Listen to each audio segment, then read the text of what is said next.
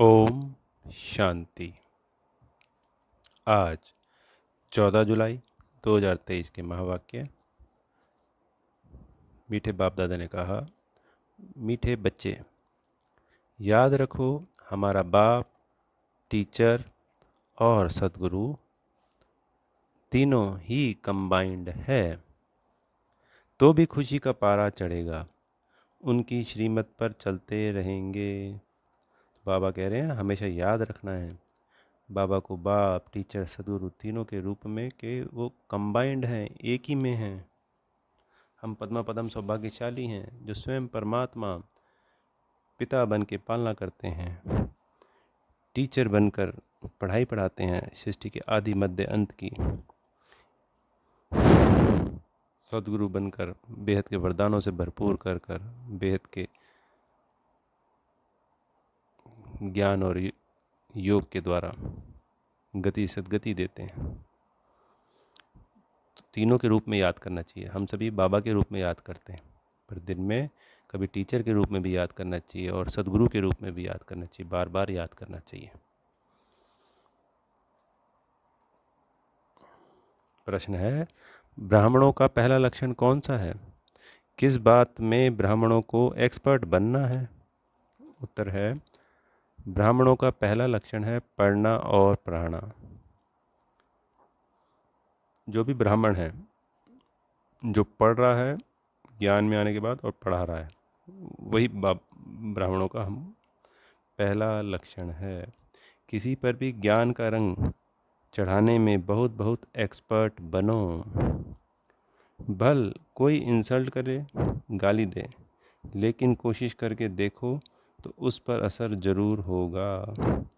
पात्र देखकर दान देना है, अविनाशी धन भी व्यर्थ न जाए, इसलिए बड़ी खबरदारी चाहिए। पैसा भी किसको संभाल से देना है। तो बाबा क्या कह रहे हैं कि ज्ञान का रंग चढ़ाना चाहिए, इसके लिए हमको एक्सपर्ट बनने के लिए कह रहे हैं बाबा। कोई इंसल्ट करे, गाली दे, फिर भी कोशिश करके देखो, बाबा कह रहे हैं कि उस पर असर ज़रूर होगा। और पात्र भी देखना है, परखना है। बिल्कुल ही ज्ञान का इंटरेस्ट नहीं है, कहीं कोई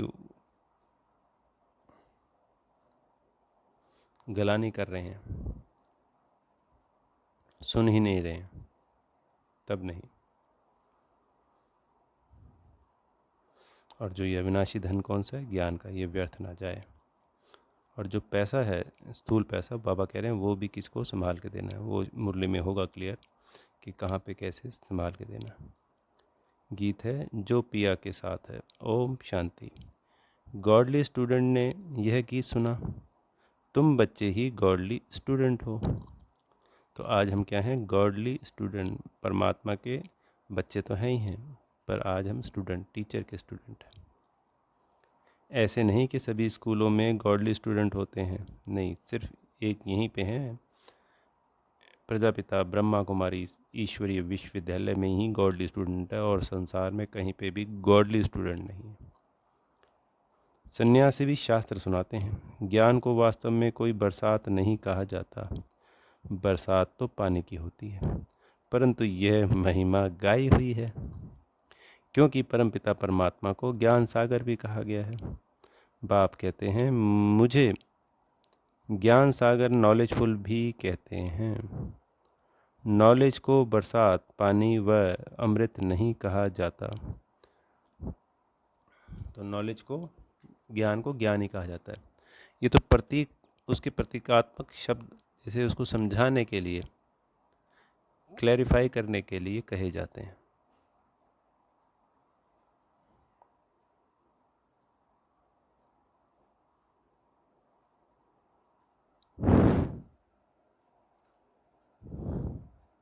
जैसे मानसरोवर का तालाब है, अमृतसर में भी एक तालाब है, तो वो स्थूल तालाब है पानी वाले, जिसको वे लोग अमृत समझते हैं।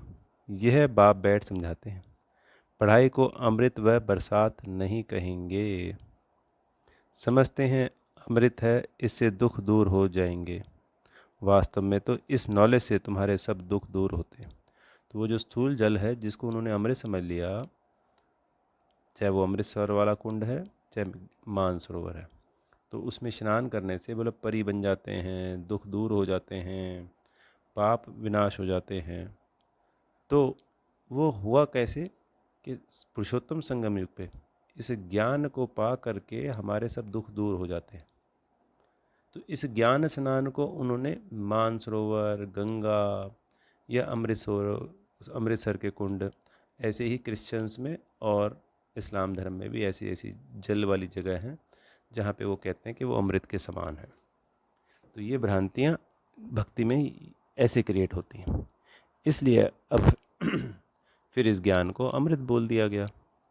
दुख तो इस ज्ञान से ही दूर होते हैं। अमृत से सुख मिलता है, अमृत यानी अमर होते हैं उससे। तो एक ये अमृत समान हो गया ज्ञान, जिससे सब दुख दूर होते हैं और अमर हो जाते हैं।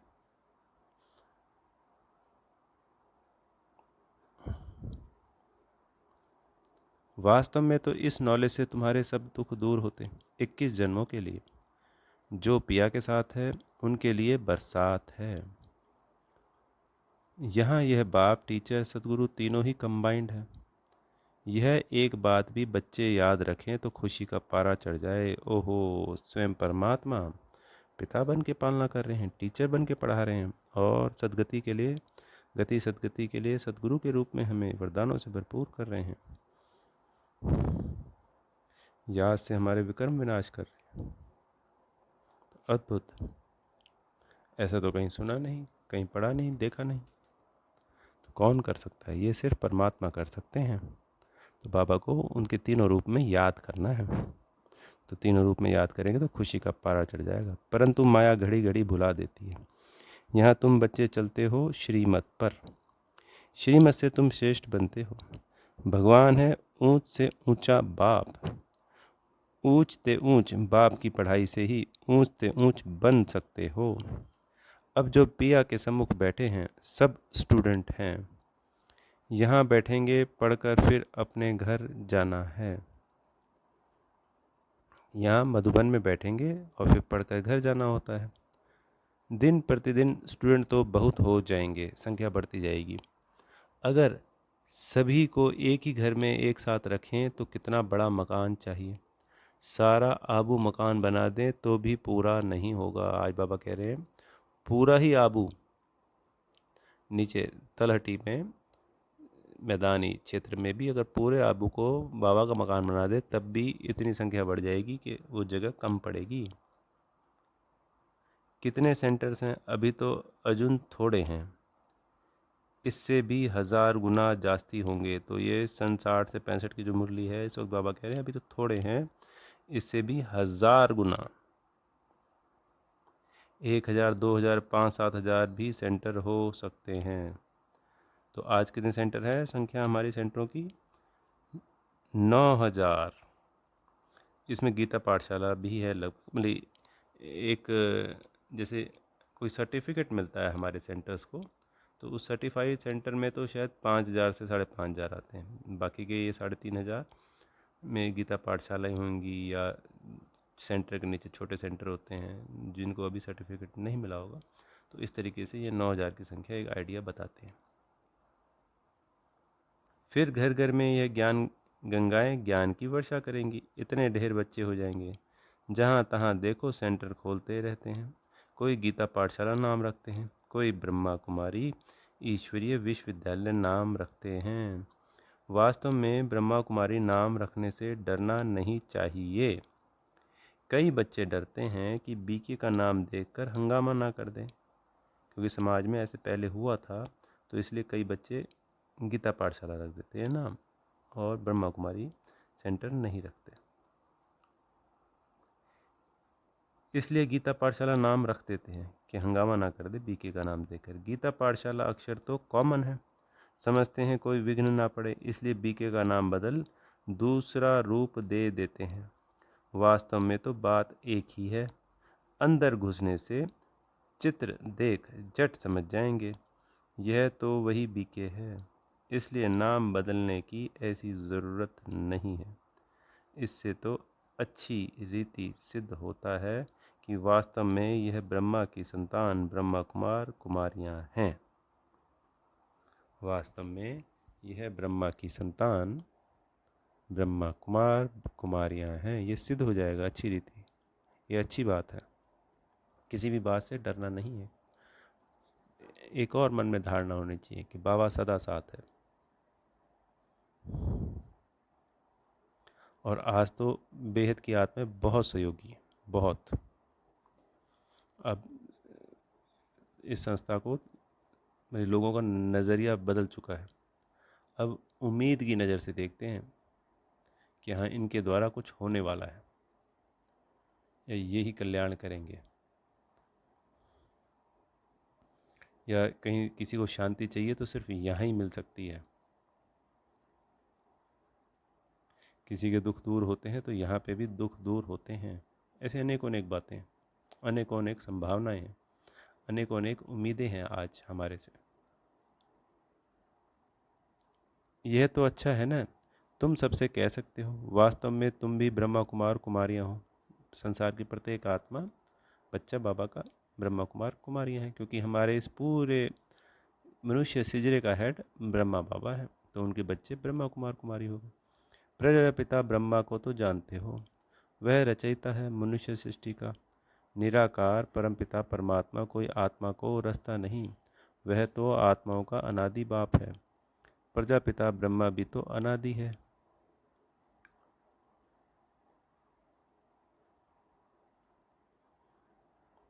आत्माओं का बाप इनमें आते हैं, यानी शिव परमात्मा जो आत्माओं का बाप है वो ब्रह्मा बाबा में आते हैं, आकर ब्रह्मा को अडॉप्ट करते हैं प्रजा रचने के लिए। ब्रह्मा द्वारा ब्राह्मण कुल रचना है, तो सिर्फ ब्रह्मा के द्वारा ही होता है। और हमारे शास्त्रों में जो हमने द्वापर कलयुग में बनाए उसमें भी यही मेंशन है कि ब्रह्मा जी ने सृष्टि की स्थापना करी और पहले सप्त ऋषियों को बनाया, और वो ब्राह्मण थे और उनके द्वारा फिर संसार की रचना होती है। तो हम अष्टरतन बाबा उसमें पहले ब्रह्मा बाबा हो गए और बाद में बाकी के 7 बच्चे सप्तऋषि हो गए। तो इस तरीके से ब्रह्मा जी ने सृष्टि की रचना करी, क्योंकि शास्त्रों में निराकार परमात्मा को गुम कर दिया है, तो वो ही प्रैक्टिकल में हो रहा है। यानी पिछले कल्प हुआ था उसके ऊपर शास्त्र बने थे, अब फिर इस कल्प में हो रहा है तो इस कल्प के फिर शास्त्र द्वापर और कलयुग में बनेंगे। यह तो समझाने में और ही सहज होगा, परंतु डरते हैं, कहेंगे बीके के पास मत जाओ, गीता पाठशाला में भल जाओ। घर घर में ज्ञान गंगा का अर्थ भी मनुष्य नहीं समझते हैं। भक्ति मार्ग में नारद को मुख्य गिना जाता है, झांझ बजाने वाला भक्त था। ऐसे नहीं, नारद कोई ऐसे रूप वाला है जैसे चित्र दिखाते हैं। तो जैसे चित्रों में दिखाया गया है, गेरुए वस्त्र, ऊपर एक गोल गोल बालों का जूड़ा और एक छोटा सा सितार जिसको झांझ कहते हैं। एग्जैक्टली सितार तो नहीं होता, गोल गोल लकड़ी का। तो और नारायण नारायण वो हमेशा गुणगान करते रहते हैं। तो बेसिकली नारद जो स्वरूप है वो हम कह सकते हैं ब्रह्मा बाबा, क्योंकि बहुत बड़े भक्त रहे हैं अपने 63 जन्मों में, और हमेशा परमात्मा को याद किया है। याद से ही उन्होंने अपने विक्रम विनाश किए हैं, और नंबर 1 बच्चे हैं, नंबर 1 स्टूडेंट हैं, नंबर 1 शिष्य हैं।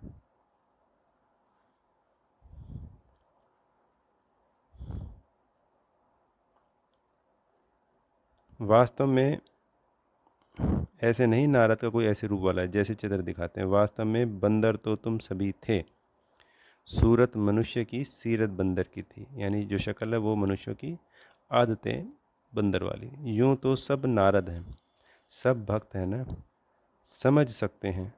जब तक हम दैवी गुण वाले मनुष्य ना बने तब तक हम लक्ष्मी को वर ना सकेंगे। इसलिए कर्म से बंदर बताया है, शक्ल से बंदर नहीं।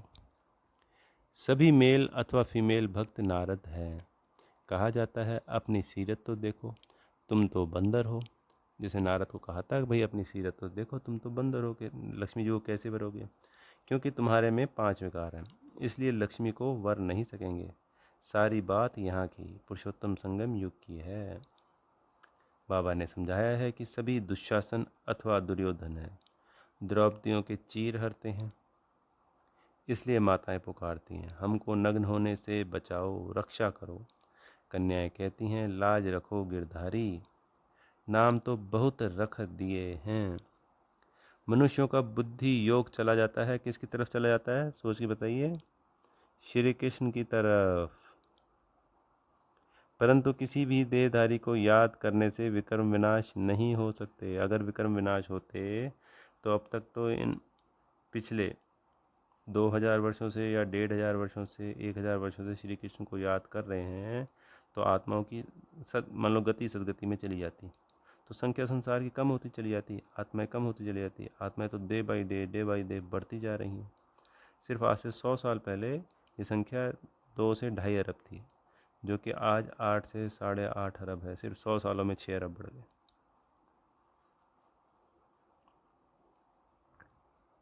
सिर्फ चाहते हैं साक्षात्कार हो। अच्छा, साक्षात्कार हो जाए, परंतु मनुष्य से देवता बनने की नॉलेज तो मिल ना सके। तो बाबा कह रहे वहाँ साक्षात्कार तो हो जाते हैं भक्ति में, पर यह नॉलेज नहीं मिल सकती। जब ब्राह्मण बने और ज्ञान को समझे तब देवता बन सके। ब्राह्मण बनने से भक्ति छूट जाती है। पहले एक हफ्ता हमें देने से हम मनुष्य को मंदिर लायक बना सकते हैं, परंतु टाइम तो लगता है। यह तो बरोबर है। तुम बाप के साथ हो, बाबा के पास आते हो और फिर जाते हो, तो कितना दिल अंदर दुख होता है। यानी कि जब मधुबन जाते हैं और बाबा के पास होते हैं और एक हफ्ते के बाद वापस आते हैं, तो कितना दिल दुख होता है। लेकिन सब तो साथ में नहीं रह सकेंगे, वहाँ मधुबन साथ तो नहीं रह सकेंगे, यह हो ना सके। कोई कहाँ से भाग आते हैं।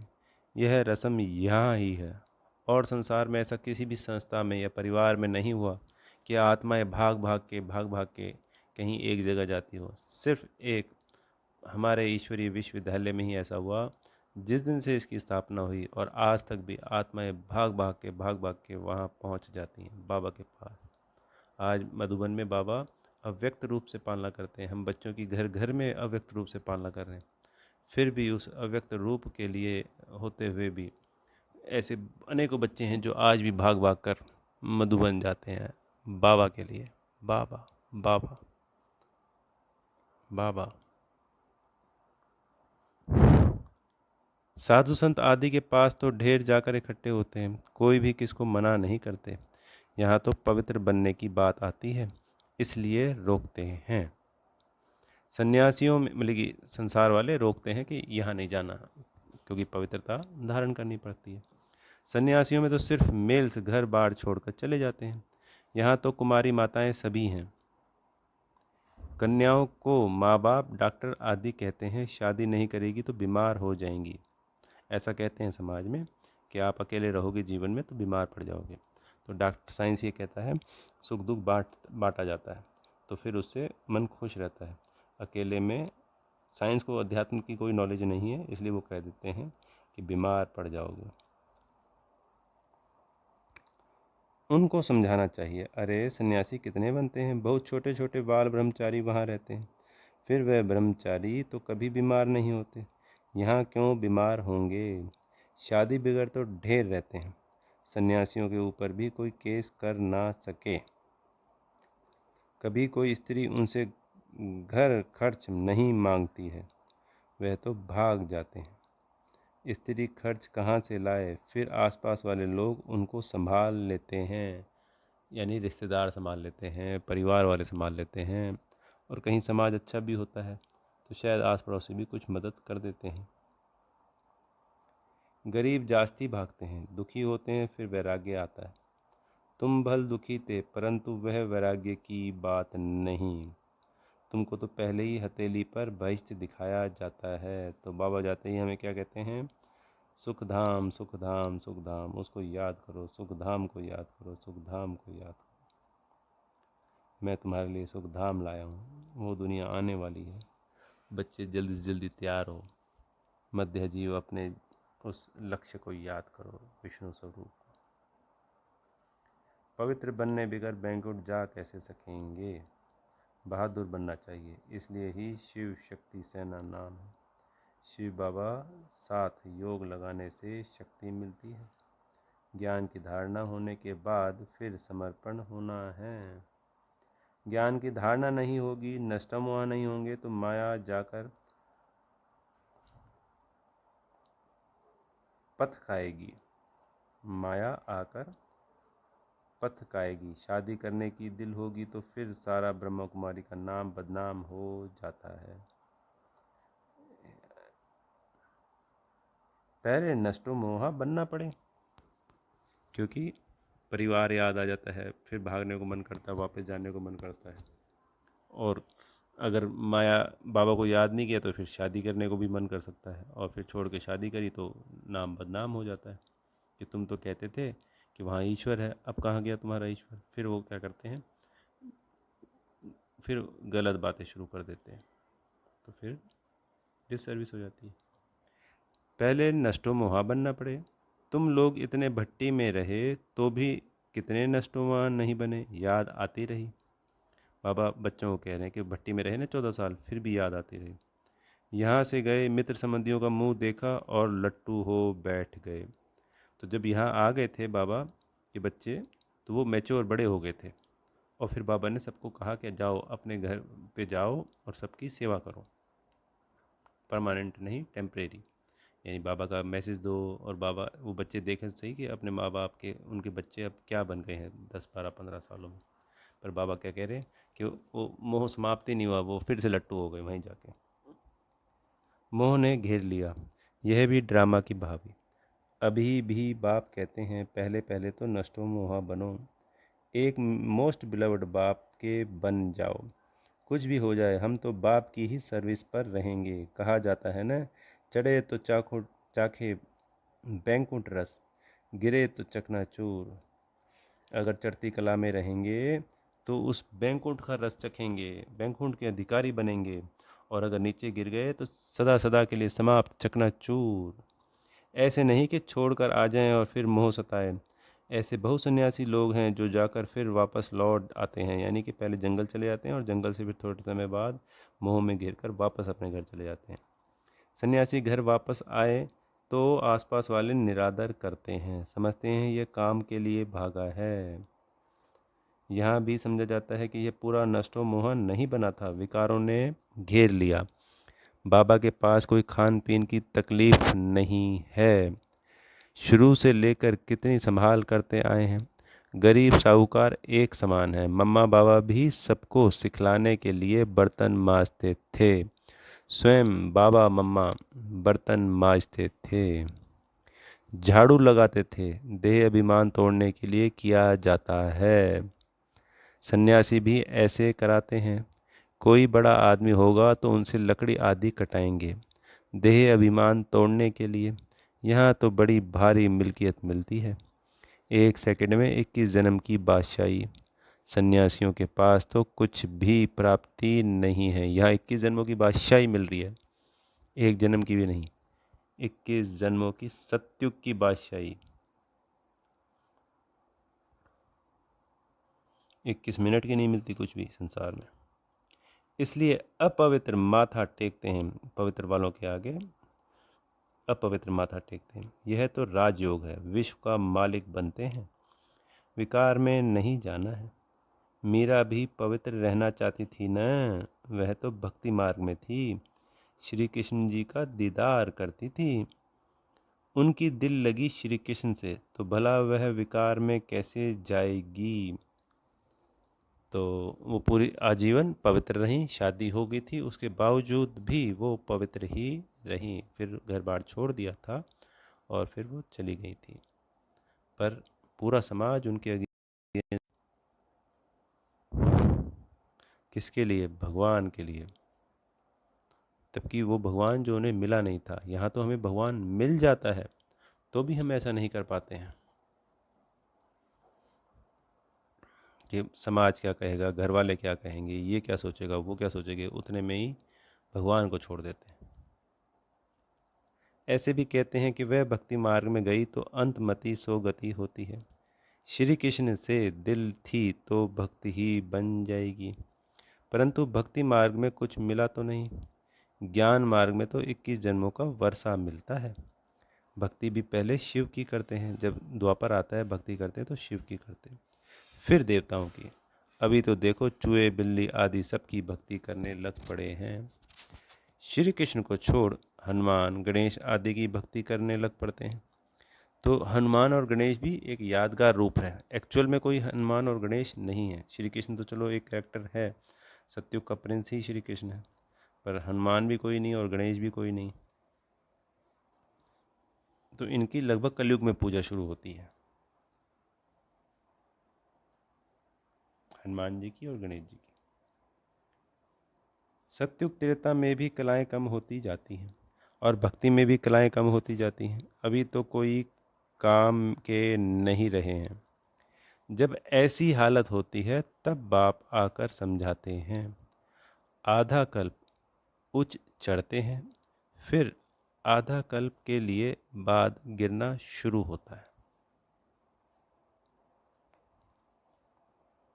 मनुष्य समझते हैं गिरना ही है, तो फिर ज्ञान लेकर क्या करें। तात्पर्य, पुरुषोत्तम संगम युग पे जब हम पुरुषार्थ करते हैं तो आधा कल्प के लिए चढ़ गए, यानी हम 21 जन्मों के लिए देवी देवता के रूप में रहेंगे, सुखी रहेंगे, सत्युग में रहेंगे।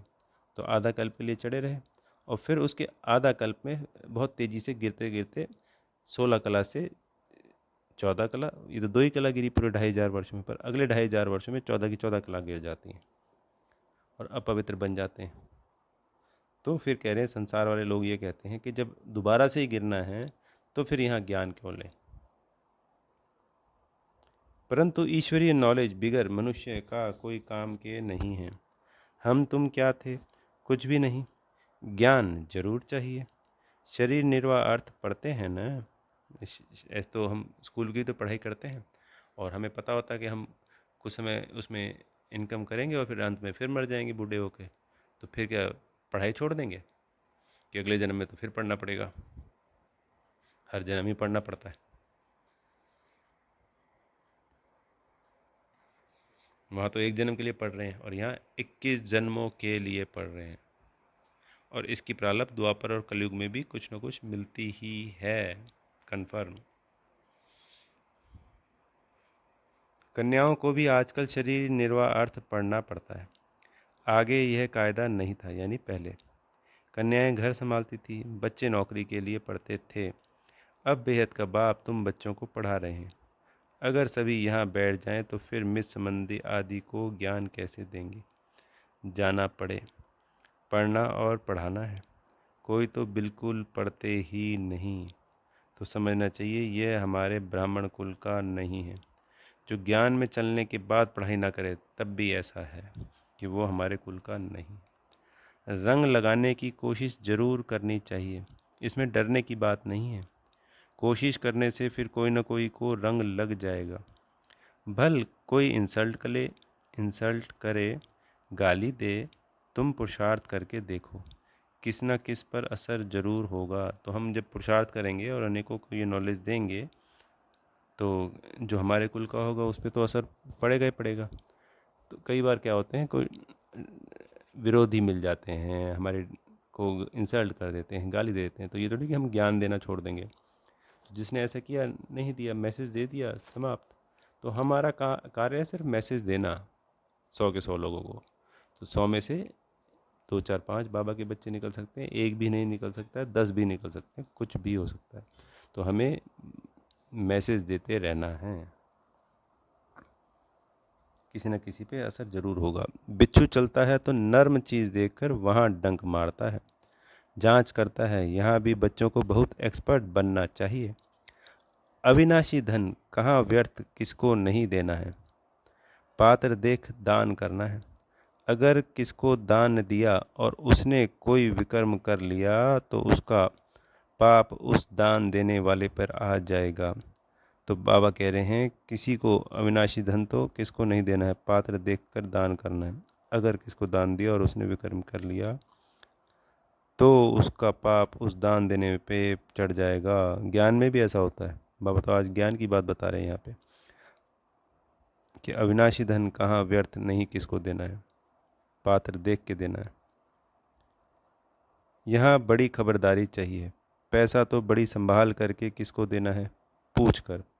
जो हम संसार में पैसा देते हैं, स्थूल पैसा, उसके लिए यहाँ बाबा कह रहे हैं। यहाँ तो जो भी बना रहे हैं वह सब जल्दी ही टूट फूट जाएंगे। यह मकान भी बच्चों के लिए रहने के लिए बने हैं, यह तो जानते हैं सब टूटने हैं। क्योंकि अभी तो जो बन रहे थे अभी बनना शुरू हुए, और अभी जब अंत समय आएगा तो सब टूट फूट जाएंगे, समाप्त हो जाएंगे, क्योंकि सोने के नए नए महल बनेंगे सभी जगह। पर टेम्परेरी तो रहना है ना इतने वर्षों तक। तो स्थूल पैसा भी बाबा कह रहे हैं ऐसे किसी को नहीं देना है, बहुत सोच समझ के देना है। और जो पहले हम भक्ति में दान करते थे वो तो बिल्कुल ही बंद कर देना होता है।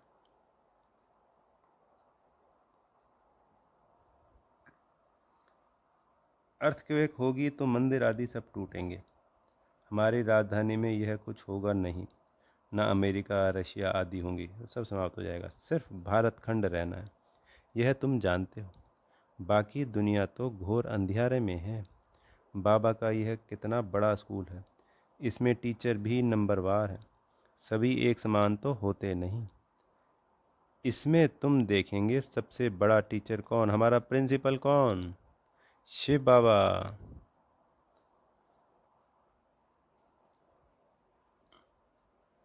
हमारे सबसे सीनियर टीचर कौन, ब्रह्मा बाबा या वाइस प्रिंसिपल।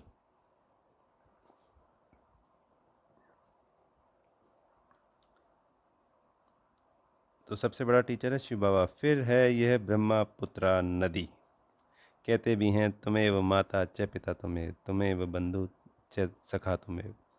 तो यह माता ठहरी न, फिर सरस्वती का नाम भी है। ब्रह्मा की राशि पर ब्रह्मपुत्र नाम ठीक है, दिखाते भी हैं सागर और ब्रह्मपुत्र नदी का मेल होता है। यहाँ फिर आत्मा और परमात्मा का यह मेला है, इसका ही यादगार भक्ति मार्ग में गाया जाता है।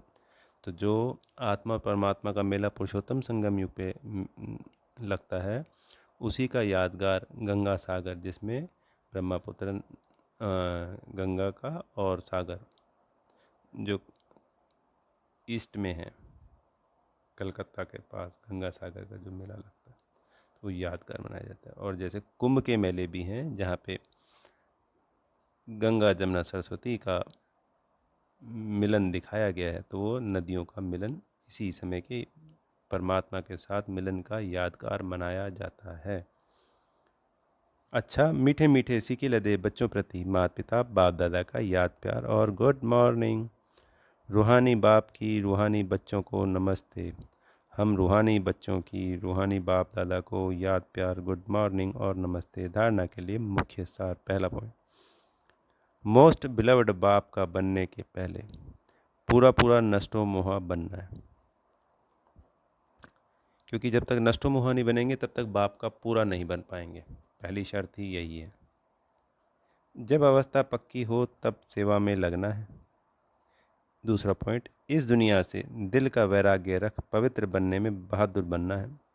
दान बहुत खबरदारी से पात्र को देख कर देना है, चाहे वो स्थूल धन है। स्थूल धन तो संसार में देना ही नहीं है किसी को, पर जो हमारा ये अविनाशी ज्ञान धन है, इसको भी पात्र देख कर देना है।